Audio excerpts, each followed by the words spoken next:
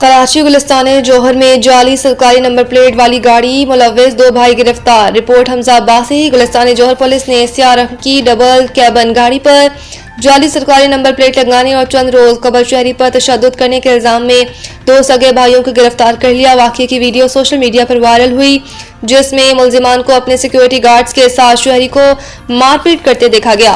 Police کے مطابق video viral ہونے کے بعد تحقیقات میں معلوم ہوا کہ واقعہ مین منور چرنگی کے قریب پیش آیا۔ گاڑی پر لگی سرکاری نمبر پلیٹ GBP 879 جعلی تھی، جبکہ اصل رجسٹریشن نمبر 8477 KB نکلا۔